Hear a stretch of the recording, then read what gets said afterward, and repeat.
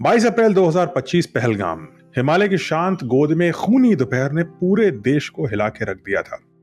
26 निर्दोष नागरिकों की निर्मम हत्या हुई, उनके धर्म की जांच करके हुई।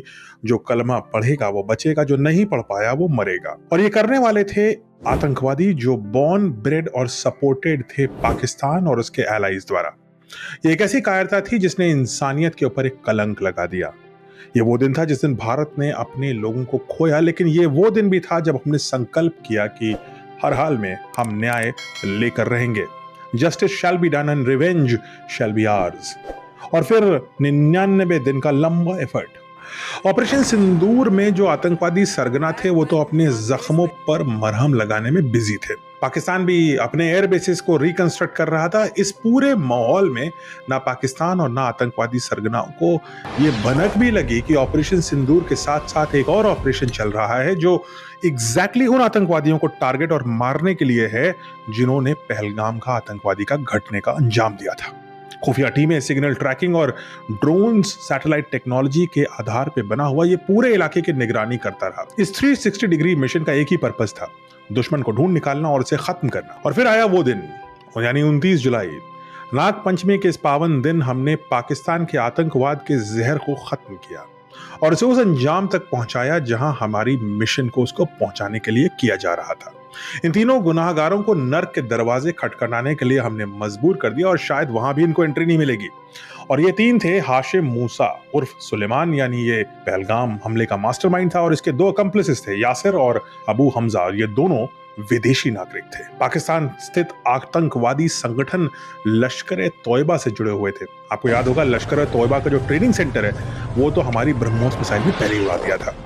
तो इन बेचारों के पास छिपने के लिए कुछ बचा नहीं था, तो ये इंडिया में छिप गया करके, और भूल गए थे कि भारत ना माफ करने वाला है आतंकवाद को और ना भूलता है। आतंकवादियों की तलाश 22 अप्रैल से ही चालू थी और फिर ठीक 14 दिन पहले आज से सुरक्षा एजेंसियों को एक संदिग्ध रेडियो सिग्नल मिला। चाइना में बना हुआ, याद रखिए, चाइना में बना हुआ अल्ट्रा एन्क्रिप्टेड रेडियो सेट है जो पाकिस्तान से होते हुए लश्कर के आतंकवादी इस्तेमाल करते हैं।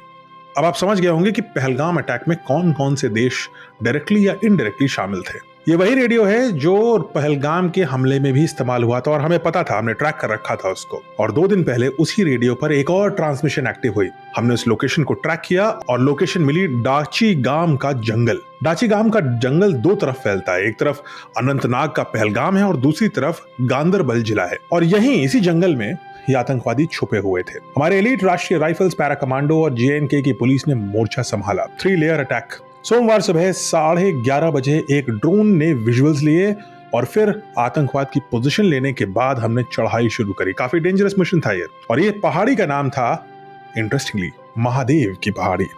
और चौंकाने वाली बात है कि इसमें कुछ अलौकिक इंटरवेंशन भी हुआ। आतंकवादी 11:30 बजे सुबह सो रहे थे और भारतीय सेना ने इस मौके को बिल्कुल भी नहीं गंवाया। तीनों आतंकवादियों को घेर लिया गया। इससे पहले कि वो कुछ रिएक्ट कर पाए, उनको मार गिराया गया। क्लीन अप ऑपरेशन में जो मिला वो डराने वाला था। आतंकवादियों के पास मिली US मेड कार्बाइन, पाकिस्तान से आई हुई AK-47, 17 राइफल ग्रेनेड, यानी राइफल से लॉन्च होने वाले ग्रेनेड, और बहुत सारी विस्फोटक सामग्री। और साथ ही मिला बर्तन, राशन और खाने का सामान। यानी ये आतंकवादी एक लंबा स्टे वहां करने वाले थे और संभव यही है कि एक और बड़ा हमला प्लान कर रहे थे। इस ऑपरेशन का नाम है ऑपरेशन महादेव। ऐसा क्यों? क्योंकि ये ऑपरेशन सिर्फ एक प्रतीक नहीं है, ये एक श्रद्धा है, एक संदेश है। महादेव पीक, यानी महादेव की पहाड़ी, जहां यह मुठभेड़ हुई, उसी रास्ते से भगवान शिव अमरनाथ गुफा तक गए थे जहां उन्होंने माता पार्वती को अमर कथा सुनाई थी। महादेव का मतलब है वो जो अंत करे अधर्म का, और इस बार अंत हुआ है पाकिस्तान के आतंक का। Justice has been done and revenge is ours. Jai Hind. और एक संदेश है पाकिस्तानियों के लिए भी। पाकिस्तानियों ने अगर एक बार फिर से ऐसा कोई आतंकवादी जत्था भारत की ओर भेजने का सोचा तो ये याद रखना, आप 100 दिन नहीं देख पाओगे जिंदगी के उसके बाद।